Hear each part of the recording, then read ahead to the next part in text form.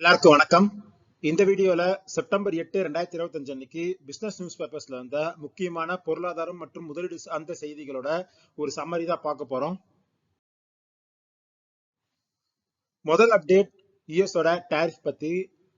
பொருட்கள் மேல டாரிஃப் போட்டதுக்கு அப்புறம் கடந்த ஒரு வாரமாவே ட்ரம்ப் சர்வீசஸ் மேல டாரிஃப் போட போறாரு. யூஎஸ் சர்வீசஸ் அவுட் சோர்ஸ் பண்ணிருக்காங்க நிறைய கண்ட்ரீஸ்க்கு. இந்தியா அதுல ஒரு மேஜர் பிளேயர். அந்த மாதிரி பண்ணிருக்க சர்வீஸ் அவுட் சோர்சிங் மேல டாரிஃப் போட போறாரு அப்படிங்கிற ஒரு டாக் போயிட்டு இருந்தது. பட் ஆனா இது இப்போ அபிஷியலா ட்ரம்ப்போட சப்போர்ட்டர்ஸ் கிட்ட இருந்தே வர ஆரம்பிச்சிருக்கு. அது மட்டும் இல்லாம அயர் ஆக்ட் அப்படிங்கிற ஒரு ஆக்ட அவங்க யுஎஸ் செனட்டுக்கு இன்ட்ரோடியூஸ் பண்ணிருக்காங்க. அந்த பில் பாஸ் ஆகல இன்னும். பட் பாஸ் ஆச்சு அப்படின்னா அதோட இம்பாக்ட் ஐடி சர்வீசஸ்க்கு இருக்கும் அப்படின்னு சொல்லியிருக்காங்க. அந்த அயர் ஆக்ட் அப்படின்னு என்னன்னா halting international relocation of employment. அதுல என்ன சொல்றாங்க அப்படின்னா யுஎஸோட ஒரு கம்பெனி யுஎஸ் தாண்டி வேற ஒரு நாட்டுக்கு ஒரு ஜாபை அவுட் சோர்ஸ் பண்றாங்க அப்படின்னா அதுக்கு 25% வரைக்கும் நாங்க டாரிஃப் போடுவோம் அப்படிங்கிற மாதிரி சொல்லியிருக்காங்க. இது பாஸ் ஆச்சு அப்படின்னா இந்தியாவோட ஐடி செக்டர் அப்படிங்கிறது ரொம்ப பெரிய லெவல்ல பாதிக்கப்படும் அப்படின்னு எதிர்பார்க்கப்படுது. இன்னைக்கு மார்க்கெட்ல ஐடி ஷேர்ஸ் கீழே விழுந்ததுக்கான காரணம் அப்படிங்கிறது இந்த பில் மேல இருக்கிற ஒரு பயம்தான். ஏன்னா இந்தியாவோட சர்வீஸ் அவுட் சோர்ஸ்ல யுஎஸ் ஒரு பெரிய பிளேயர். இந்தியாவோட ஐடில பெரிய கம்பெனியா இருக்கிற டிசிஎஸ், இன்ஃபோசிஸ், விப்ரோ இந்த மாதிரி எல்லா கண்ட்ரிக்குமே அவங்களோட ரெவன்யூல 40% யுஎஸ்ல இருந்து தான் வருது.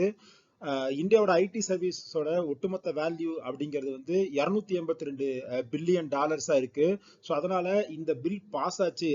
ஆனா அனலிஸ்ட் என்ன சொல்றாங்கன்னா இது பாஸ் ஆகிறதுக்கான சான்சஸ் கொஞ்சம் கம்மிங்கிற மாதிரி தான் சொல்றாங்க. பட் இது பாஸ் ஆச்சு அப்படின்னா அந்த 25% டாரிஃப் வந்துரும். அதனால ஐடி செக்டர் பயங்கரமா அடி வாங்கும் அப்படிங்கிற ஃபியர் திரும்ப வர ஆரம்பிச்சிருக்கு.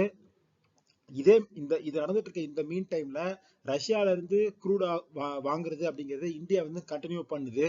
ஏன்னா ரஷ்யா டிஸ்கவுண்ட்ஸ் கொடுத்துருக்காங்க ஆயில் சப்ளைக்கு. ஸோ அதை இந்தியா கண்டினியூ பண்ணிட்டு தான் இருக்கு. இதனாலதான் ஒரு 25% டாரிஃப் யூஎஸ் எக்ஸ்ட்ராவா போட்டிருந்தாங்க. பட் இருந்தாலும் அந்த ரஷ்யன் க்ரூட் சப்ளை அப்படிங்கிறது குறையல. அது எப்பவும் போல நார்மலா தான் போயிட்டு இருக்கு அப்படின்னு சொல்லி ரிப்போர்ட் வந்திருக்கு.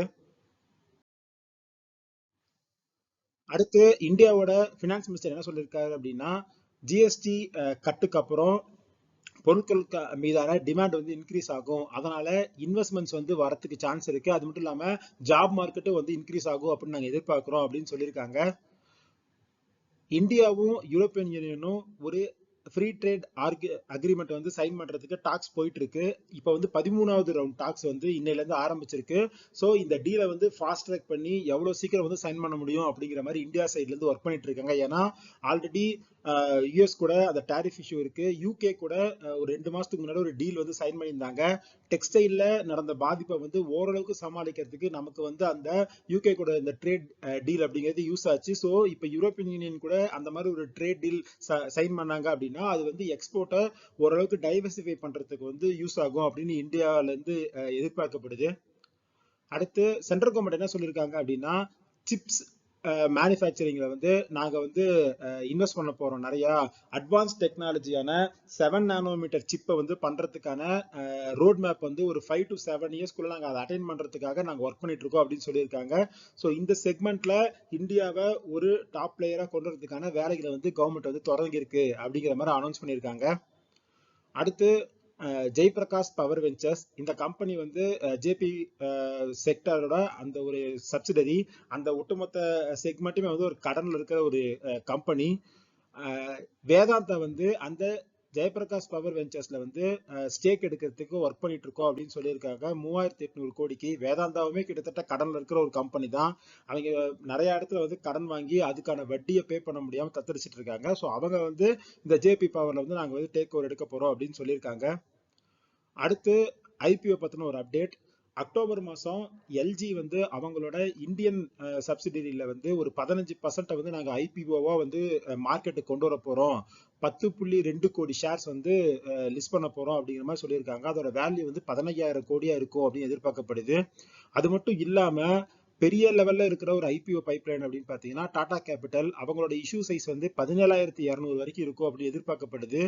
ஸோ இந்த மாதிரி மீசோ, ஜேஎஸ்டபிள்யூ சிமெண்ட், ஹீரோ ஃபின்கார்ப் இந்த கம்பெனிஸோட ஐபிஓஸ் எல்லாமே செபியோட அப்ரூவல் வாங்கிட்டு லிஸ்ட் ஆகிறதுக்காக வெயிட் பண்ணிட்டு இருக்காங்க. இப்போ மார்க்கெட் சுச்சுவேஷன் ஓரளவுக்கு சரியில்லை அப்படிங்கிறதுனால கொஞ்சம் இம்ப்ரூவ் ஆனதுக்கு அப்புறம் வரலாம் அப்படிங்கிறதுக்காக வெயிட் பண்றாங்க. இதுல எல்ஜி வந்து அக்டோபர் ஃபர்ஸ்ட் வீக்ல வரும் அப்படின்னு சொல்லி எதிர்பார்க்கப்படுது. அடுத்து எஃப்ஐஎஸ் வந்து வித்துட்டே தான் இருக்காங்க. பட் ஆகஸ்ட் 16ல இருந்து 31 வரைக்கும் அவங்க எந்தெந்த செக்டர் வித்திருக்காங்க அப்படின்னு பார்த்தோம்னா பேங்கிங் அண்ட் பினான்சியல் செக்டரையும் ஐடி ஸ்டாக்ஸையும் வந்து அவங்க நிறைய வித்திருக்காங்க. ஆட்டோ செக்டர் மட்டும்தான் வந்து அவங்க வந்து பை பண்ணியிருக்காங்க. பேங்கிங் செக்டர்ல வந்து 9817 கோடிக்கு வந்து சேல் நடந்திருக்கு. ஐடி செக்டர்ல 4905 கோடிக்கு வந்து சேல் பண்ணியிருக்காங்க. அது மட்டும் இல்லாமல் ஆயில் அண்ட் கேஸ்லேயே வந்து ஃபாரின் இன்வெஸ்டர்ஸ் வந்து சேல் தான் பண்ணியிருக்காங்க. அடுத்து மல்டி அசட் ஃபண்ட்ஸ் அந்த டைப் ஆஃப் மியூச்சுவல் ஃபண்ட்ஸ் வந்து நல்லாவே வந்து பர்ஃபார்ம் பண்ணியிருக்கு இந்த இயர்ல. அதுக்கு முக்கியமான காரணம் என்னன்னா அவங்களோட கோல்டு மீதான இன்வெஸ்ட்மெண்ட் அப்படிங்கிறது. மல்டி அசட் ஃபண்ட்ஸ்ங்கிறது வெவ்வேறு வகையான அசட்ஸ்ல வந்து இன்வெஸ்ட் பண்றது. அவங்க ஈக்விட்டில இன்வெஸ்ட் பண்ணுவாங்க, டெப்ட் இன்ஸ்ட்ருமெண்ட்ஸ்ல இன்வெஸ்ட் பண்ணுவாங்க, அது மட்டும் இல்லாம கோல்ட்லயே அவங்க இன்வெஸ்ட் பண்ணுவாங்க. அவங்க அந்த மாதிரி கோல்ட்ல இன்வெஸ்ட் பண்ணதுனால கோல்டோட ரிட்டர்ன்ஸ் அப்படிங்கிறது ஒரு வருஷத்துல 40% வந்து இந்த வருஷம் ஏறி இருக்கு. ஸோ அதனால அந்த ஃபண்ட்ஸோட பர்ஃபார்மன்ஸ் வந்து அதர் ஹைபிரிட் ஃபண்ட்ஸை விட நல்லா இருக்கு அப்படிங்கிற மாதிரி சொல்லியிருக்காங்க. அடுத்து செபியோட போர்ட் மீட்டிங் வந்து இந்த வாரம் ஃப்ரைடே வந்து நடக்குது. அதுல வந்து ஒரு சில முக்கியமான விஷயங்களை பத்தி நாங்க வந்து டிஸ்கஸ் பண்ண போறோம் அப்படின்னு சொல்லியிருக்காங்க. அதுல ஒண்ணு என்னன்னா பெரிய லெவல்ல ஐபிஓ வந்து மார்க்கெட்டுக்கு வரும்போது அவங்களோட ப்ரமோட்டர் டைலூஷன் ரெக்குயர்மெண்ட்ஸை வந்து நாங்கள் கொஞ்சம் கம்மி பண்ண போறோம் அப்படின்னு சொல்லியிருக்காங்க. அது மட்டும் இல்லாம அந்த மினிமம் பப்ளிக் ஷேர் ஹோல்டிங் இதை வந்து அட்டைன் பண்றதுக்கான டைம் லைன் வந்து நாங்கள் எக்ஸ்டெண்ட் பண்ண போறோம் அப்படிங்கிற மாதிரி சொல்லியிருக்காங்க.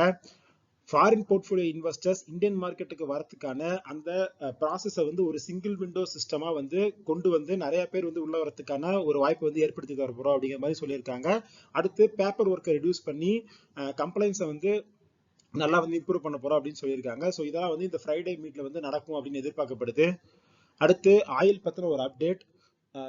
ஓபெக் வந்து என்ன சொல்லியிருக்காங்க அப்படின்னா அக்டோபர்ல ஆயிலோட அவுட்புட் வந்து நாங்க ரைஸ் பண்ண போறோம் அப்படின்னு சொல்லியிருக்காங்க. பட் இருந்தாலும் அந்த ரைஸ்ங்கிறது கொஞ்சம் மாடஸ்டா தான் வந்து இருந்திருக்கு. இன்டர்நேஷனல் மார்க்கெட்ல இன்னைக்கு ஆயில் வந்து 1.95% வந்து ஏறி இருந்தது. அதுக்கு முக்கியமான காரணம் என்னன்னா ரஷ்யா வந்து உக்ரைன் மேல பிக்கெஸ்ட் ஏர் அட்டாக் வந்து நடத்தியிருக்காங்க. ஸோ இதனால திரும்ப ரஷ்யாவுக்கும் உக்ரைனுக்குமான அந்த டென்ஷன் அப்படிங்கிறது இன்க்ரீஸ் ஆயிருக்கு. ஸோ இதனால ஆயில் பிரைஸ் வந்து 1.95% வந்து இன்டர்நேஷனல் மார்க்கெட்ல ஏறி இருக்கு. ஸோ இதெல்லாம் தான் இன்னைக்கு நியூஸ் பேப்பர்ஸ்ல வந்த முக்கியமான பொருளாதாரம் மற்றும் முதலீடு சார்ந்த செய்திகள். இந்த வீடியோ பிடிச்சிருந்தா இந்த வீடியோ லைக் பண்ணுங்க, சேனலை சப்ஸ்கிரைப் பண்ணுங்க. இதே மாதிரி இன்னொரு இன்ஃபர்மேட்டிவோட வீடியோவோட உங்களை சந்திக்கிறேன். நன்றி, வணக்கம்.